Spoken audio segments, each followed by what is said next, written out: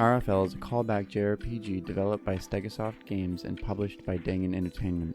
The game was originally released in 2016, an enhanced version was published by Dangan Entertainment and was released in 2020 for basically every platform available.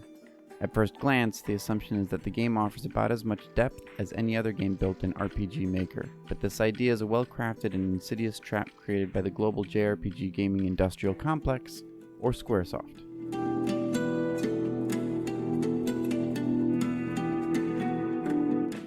It's difficult for this type of game to attract a player who hasn't personally observed the evolution of JRPG games from the early 90s onward.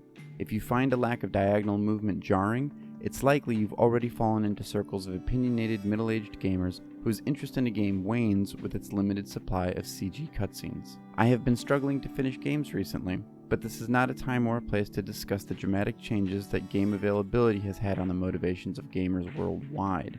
Contrary to what some may think, this was a hard trigger for me to pull, a love letter to traditional JRPG games with an abundance of overwhelmingly positive reviews on Steam. How had I not heard of this game before?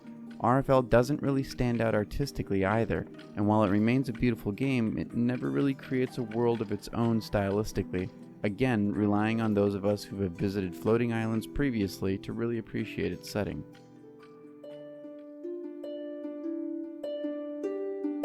That said, Ara Fell has one of the most consistent and digestible storylines, totally void of attempts to integrate complex emotional, oftentimes hyperbolic, personality tropes into its characters. And in this sense, its two creators, Evelyn Rose Hall and Joey Peters, most definitely intentionally capture a keystone of classic JRPG storytelling. The character motivations need not be dramatically infused with complex reason, trauma, or regret that plot concepts such as saving the world can create a perfectly capable story when you're interested in the world that you're saving. And it happens that the world is actually interesting, if not simply for all the same reasons that you can't set down that manhwa you're reading on your phone.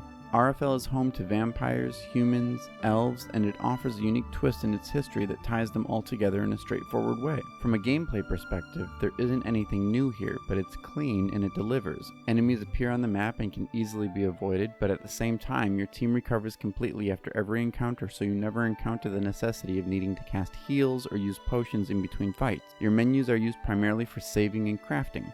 Crafting is Ara Fell's system for bypassing the need to vendor new equipment every couple of levels. Instead, the world of Ara Fell is filled with collectible resources that serve as upgrade materials for the gear that you begin the game with. It's straightforward, good motivation for picking up every berry and mining every crystal. It provides a nice feeling of treasure everywhere, and the upgrades themselves make for dramatic increases in power. On then to the note of power and character customization, which is Ara Fell's injection of 21st century influence.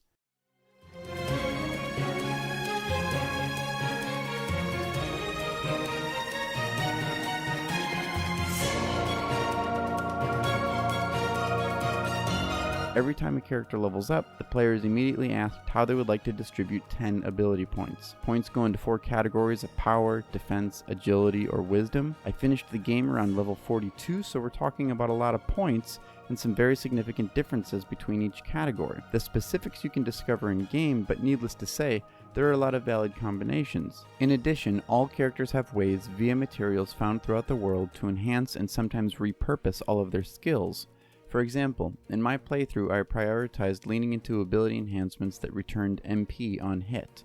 It's a good system that is a hair more complex than something like Chrono Trigger's Learn What You Learn. It surprisingly made me feel like each of the 4 characters were filling a very simplistic but specific duty. Ara Fell's original soundtrack was composed by Louise Heaney, who's best known for her work in a 2009 short film called Tufty, which I actually watched between typing this line and the last.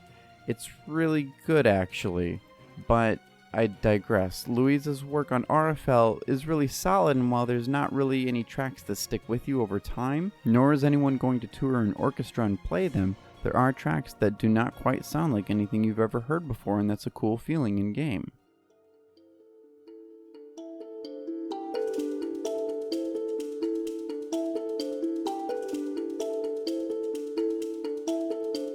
All in all, Ara Fell is a good reminder of a JRPG recipe seemingly lost to history. Stegosoft Games have already lined up another project called Rise of the Third Power, which is admittedly kind of an awkward name for a JRPG, but the game seems to be integrating many of the systems that made Ara Fell so good.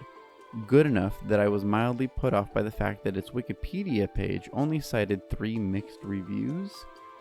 That's not really the whole story, so we went ahead and changed that.